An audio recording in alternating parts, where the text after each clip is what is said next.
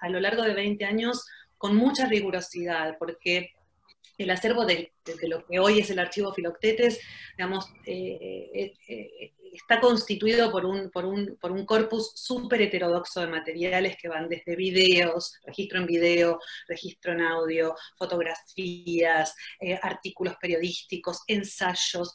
Sobre este proyecto se han escrito cantidad de papers académicos, no solamente en la Argentina, sino también en Chile, en España, en Brasil.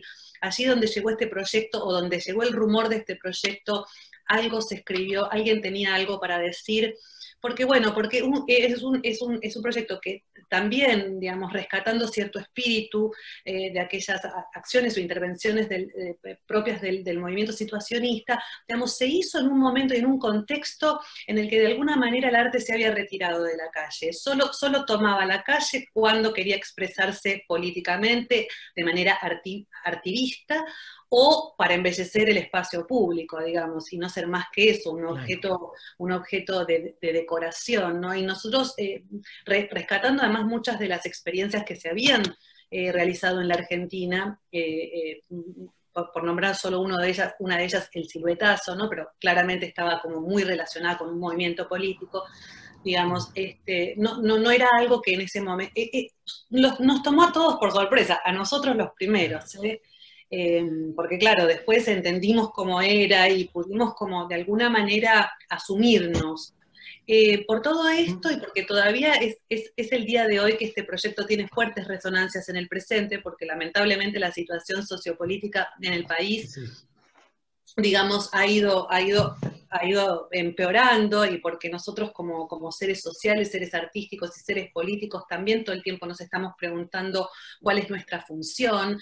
Por todos esos motivos, de alguna manera desde el año pasado ya venía en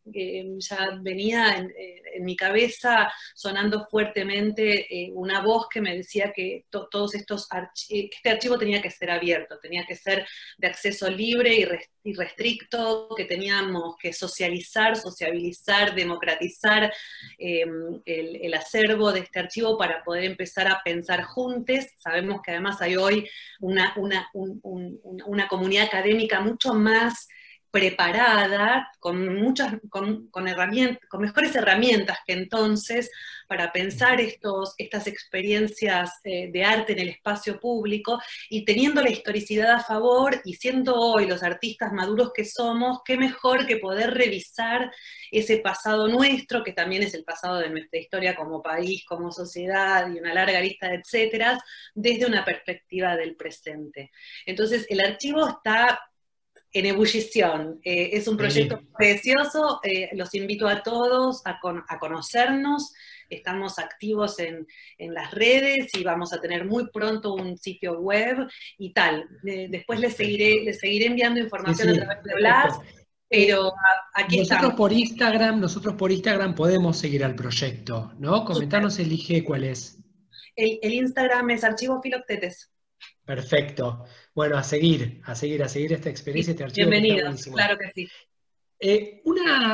Una sola pregunta pensaba recién. ¿Qué diferencia se pudo encontrar en relación a la recepción, ¿no? de esta obra en Buenos Aires, pensando en comparación con Viena, con Cracovia, con Berlín?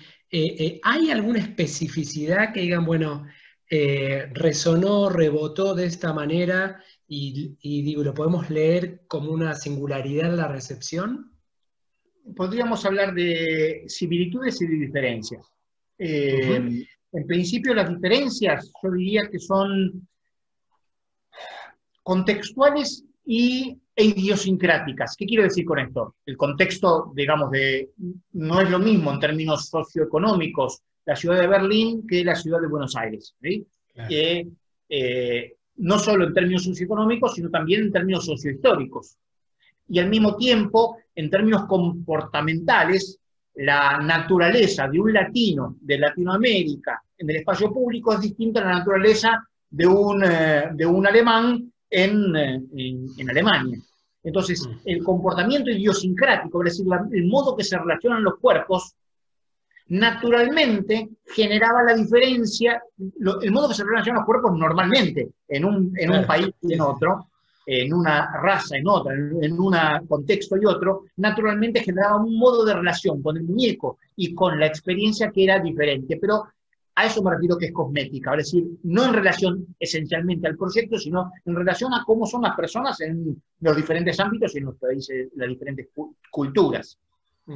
Dicho esto, podíamos hablar de las similitudes. En principio, las similitudes grandes que se daban eran que los grupos, había 3 grupos de riesgo social que se comportaron de manera igual en los 4 lugares donde se hizo la experiencia, que eran, primero, los habitantes de calle. Todos los países tienen habitantes de calle, aún los países más ricos, yo diría que tienen muchos más de los que imaginamos. En Berlín y en Viena, los habitantes de calle tienen otro paraguas, si se quiere, pero hay mucho, y tienen quizás otras motivaciones, ¿no? Muchos son desclasados, muchos son yonkis, ¿no? Muchos muy limados por la droga. Ahora se han sumado en las últimas 2 décadas mucha inmigración, pero también hay mucho habitante de calle. Vale decir que los habitantes de calle que espiaban el proyecto decidían participar de algún modo, se identificaban con la experiencia. Ese era un primer grupo. El segundo grupo era el de los ancianos, vale decir que el anciano en el espacio público es un sujeto vulnerable, está disminuido físicamente. Entonces, de algún modo, se generaba empatía en los ancianos y de algún modo participaban porque justamente se sentían que estaba evidenciando cierta situación de desventaja, similar a lo que tenían ellos. Y por último, y por la misma razón, los discapacitados físicos. La gente minusválida que está en situación, digamos, de desventaja, porque nuestras prácticas no incluyen en general, sí los países un poco más avanzados, un poco más, pero en general nosotros que no tenemos una minusvalía, por lo menos física, evidente, ni nos imaginamos lo que significa para un discapacitado en silla de ruedas o ciego cruzar una calle. Esto es una peripecia que no pasa por nuestra cabeza porque no podemos generar empatía con ese sujeto en esa situación de desventaja. Y no la generamos porque no hemos, a lo largo de la historia de nuestro país, no hemos planteado ningún tipo de solución más que cosmética o anecdótica. O políticamente correcta, pero no efectiva. Entonces, todos estos grupos de riesgo, de algún modo, o de riesgo, no, de desventaja, se identificaban con el proyecto porque el proyecto lo que buscaba era visibilizar situaciones del sujeto en un contexto de desventaja dentro del campo de la ciudad. Y después las diferencias tenían que ver un poco como te decía. La policía pegaba más acá en Buenos Aires que en Berlín, pero las estrategias, por ejemplo, lo del disciplinamiento, eran quizás más útiles en Alemania. En Berlín lo que hicieron fue, intentaron imponernos una demanda judicial, queriéndonos cobrar casi 15.000 euros, que era lo que le había salido a la ciudad, sacar las ambulancias a la calle, cuando nosotros teníamos permiso del gobierno de la ciudad para hacer esta acción, con lo cual fue desestimado rápidamente ese intento pero el intento de disciplinamiento, a pesar de todo, se intentó. Sí, una coerción económica más sutil, más velada, como no tan agresiva desde la coacción, pero bueno, funcionaba. O en Cracovia, 3 días antes de hacer la acción, nos quitaron todos los permisos. Y tuvimos que inventar permisos.